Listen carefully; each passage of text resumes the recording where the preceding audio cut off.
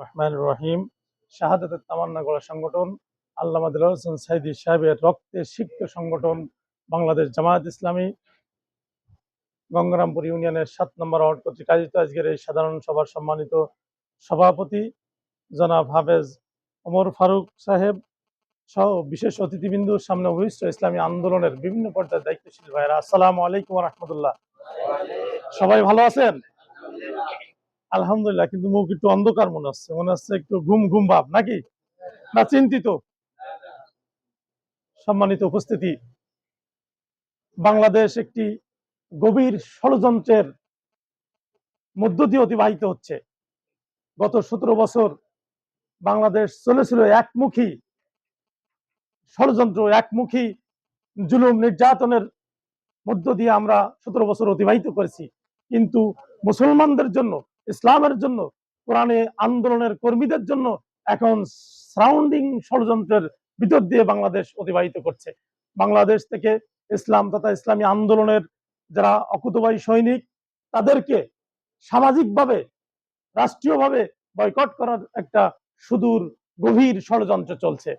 সেটা আমাদের কাছের বন্ধুরা ইতিমধ্যে আপনারা নজির পেয়েছেন, ইতিমধ্যে আপনারা সারা দেশব্যাপী দেখেছেন। ইসলামী আন্দোলনের কর্মকাণ্ডকে, ইসলামী আন্দোলনের কর্মসূচিকে, ইসলামী আন্দোলনের অফিসগুলাকে বিভিন্নভাবে ষড়যন্ত্রের আওতায় ফেলে স্তব্ধ করে দেওয়ার পায়তারা চালাচ্ছে, যেটি গত 17 বছর আওয়ামী লীগ করেছিল। কিন্তু আওয়ামী লীগ এখন নিশ্চিহ্নের পুরো পথে, নিশ্চিহ্নের একদম 1% টিকে আছে, ভারতে অবস্থান করতেছে। কিন্তু বাংলাদেশেও তাদের কিছু শিকড় এখনো আছে। সেই শিকড়গুলো অন্য গাছে উঠে তাদের মাধ্যম দিয়ে ইসলামী আন্দোলনের কাছ থেকে স্তম্ভিত করতে চায়। সুতরাং এর আগের বক্তার আলোচনা শুনেছেন, আমাদের ঐক্যবদ্ধ হওয়ার বিকল্প কোনো কিছু নেই।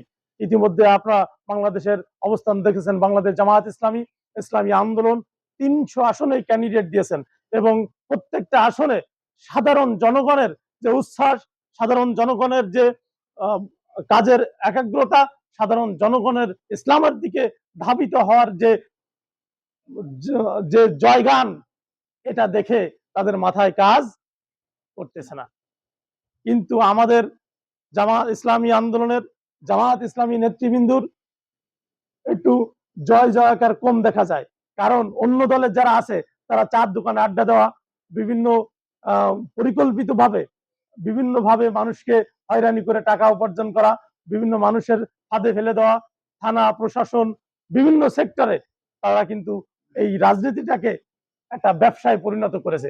যার কারণে তাদেরকে বেশি দেখা যায়, মনে হয় যে অন্য দলের লোকজন বেশি। কিন্তু জামাত ইসলামী তাদের আমল আখলাক এবং ইসলামী আন্দোলনকে প্রতিষ্ঠার মাধ্যমে আল্লাহর জমিন, আল্লাহ দিন প্রতিষ্ঠার মাধ্যমে জান্নাতে যেতে চায়। যার কারণে কোনো অনৈতিক, কোনো ষড়যন্ত্র, দখলবাজ, অন্যায় কাজের সাথে তারা জড়িত নয়। এই জন্য মনে হয় যে জামাত ইসলামের লোকজন একটু কম মনে হয়, নাকি?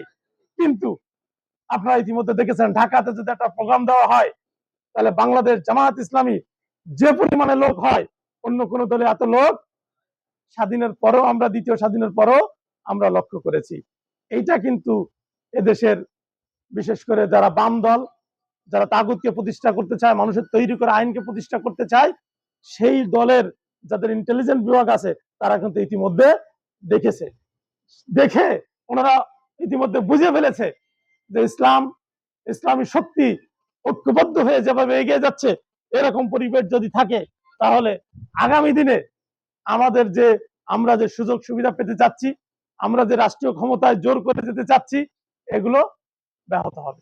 যার কারণে এখন ইন্ডিয়া এবং অন্য আন্তর্জাতিক কিছু দেশের সাথে মিলে তারা চেষ্টা করছে ইসলাম যাতে এখানে প্রতিষ্ঠিত না হয়। প্রিয় উপস্থিতি, আজকের এই সাধারণ সভা মূল লক্ষ্য হলো